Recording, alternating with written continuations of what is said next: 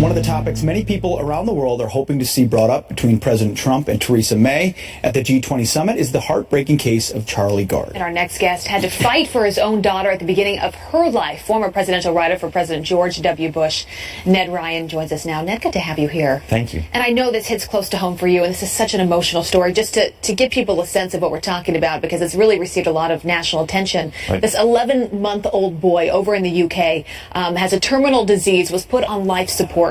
Right. The courts in the UK have now given permission for the hospital to take this boy off life support, but as you can imagine, the parents are fighting for his life. They want to do everything they can to save their child. Now you have the Pope chiming in, President Trump with his support, saying we want to help bring him back to the United States. And this is something, as I said, hits close to home for you, Ned. It does. I mean, I think the thing that's scary when you look at what's taking place over there is that the parental rights are not absolute. It's gone to the courts. They failed at an appeal level at the court. They failed at the Supreme Court. Then went to the European Court of Human Rights, which sounds very Orwellian to me. It does. And the European Court of Human Rights decided that it really was, decided that the baby should not be, couldn't fight for the baby, but even more importantly, it couldn't be removed from that hospital because the parents want to bring it to the U.S. Yeah. New York Presbyterian and Columbia's Irving Medical Center have said we would agree if get over all the hurdles, we would agree to take this child and be able to do some of the experimental. Because you had a scare on your own here in the U.S. I did. We did. Our daughter Charlotte was born at 24 weeks. She was born 4 months premature. Wow. Some of her primary nurses think she was born a couple days before 24 weeks, which was really the edge of viability. There she is now. How old is she? She's 8. She'll be 9 in November. Beautiful. And when she was born, she was 1 pound 7 ounces, 12 inches long. Oh my gosh. We were given some pretty grim odds.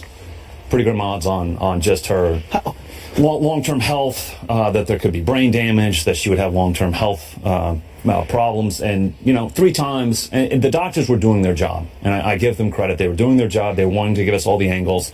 3 times, do you want to end this pregnancy? And my wife and I firmly believe in the value and the dignity of all life. And we said, no, absolutely not. We want to fight for Charlotte. But it was our decision. Exactly. What if you had been, why does that come about? Why does the UK get to a point where an amorphous sounding board or the government is making decisions? But this is the end of socialized medicine. And I think in some ways this does kind of tie in a little bit to the debate that we're having here in the United States. What do we want to see the future of our healthcare system look like? Do we want a single payer?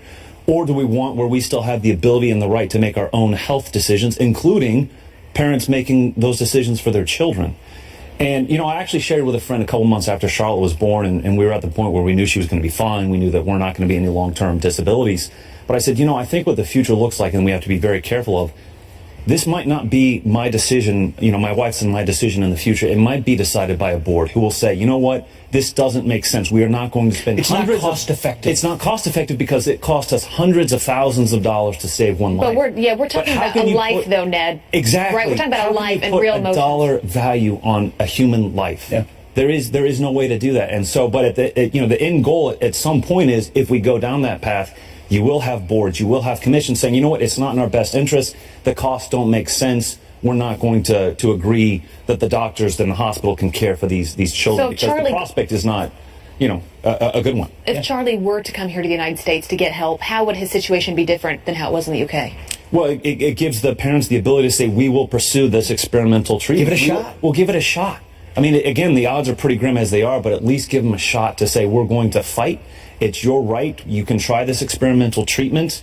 And that's the difference. Again, it comes down to parental rights. Who has the thing that scares me a little bit, Pete, about the future if we go down this path? Yeah. If you have these boards or these commissions or people making these decisions, who controls the controllers? And what if they have a different worldview than you?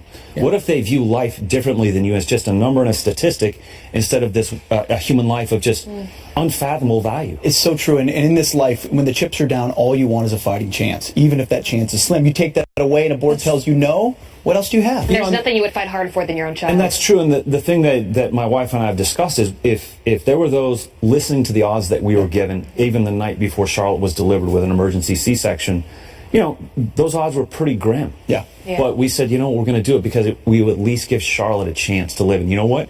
She's going to be 9 in November. She's perfectly healthy. She's amazing. Well, we're so glad that she is doing well. She's beautiful. She is so beautiful. We appreciate you for telling your story. Keep it up.